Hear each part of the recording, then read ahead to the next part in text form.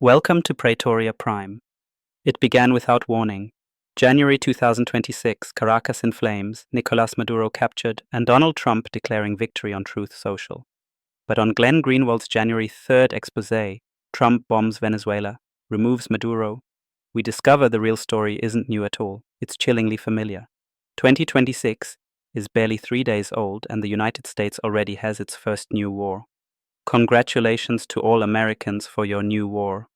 Overnight, the US bombed multiple sites in Caracas, and both American and Venezuelan sources, and a statement on Truth Social, say US forces captured Nicolás Maduro and his wife, and have already taken both of them out of the country. There was no declaration of war, no congressional vote, no public debate. That absence is not an accident, it is a pattern. What played out in Venezuela this week reads like a rerun. Label a leader corrupt or criminal, launch sudden military action justified by loosely framed narcotics or security claims, celebrate a capture on television, then act as if the job is done. The record argues otherwise. Remove the head of state and you rarely change the structure of power. When Saddam was pulled from his spider hole in 2003, the violence continued for years. When Gaddafi was toppled in 2011, Libya fractured and descended into civil war. When Noriega was removed in 1989, Panama paid a deadly price, and the drug flow did not magically stop. Those parallels matter because they reveal the thesis underneath this moment. Regime change operations create instability more often than democracy, and they recur because they serve an entrenched bipartisan war doctrine and elite interests, not the public good.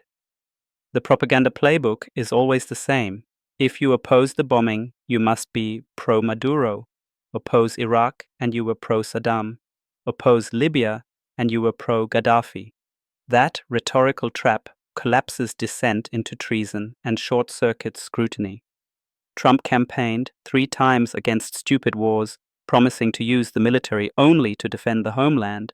But here we are, expending lives and resources in Caracas for a mission that hasn't been justified by an imminent threat. The narco justification doesn't fit the facts.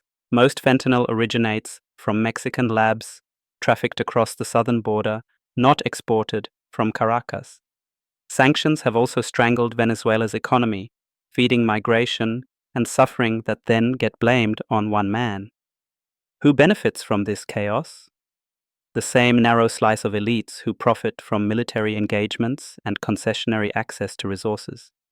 The same media frames that convert war into spectacle. We must treat claims about covert motives or intelligence-directed operations as allegations and interrogate them, not accept them because a president tweets them. The precedent is dangerous. If Washington can seize foreign leaders without law or debate, what's to stop other powers from doing the same? We don't care what kind of governments other countries have. That's not our business. We're going to stop lecturing to other countries that they have to have governments like ours. That phrase, quoted from the administration's own posture, rings hollow here. Removing a leader without rebuilding institutions hands responsibility and long-term violence to the intervener. The public says it is tired of new wars, yet the war machine keeps rolling, bipartisan and insulated from democratic will. So we have to ask the hard questions. Why again? Who profits? Who controls the silence? Regime change wars sold as liberation usually deliver chaos, and Americans keep getting sold the same war in different countries. That's it, my friends. Please like and subscribe to support my channel. You can find more content on my Spotify and on YouTube under the handle @Praetoria Prime. Until we meet again, this was Scipio Americanus of Praetoria Prime News.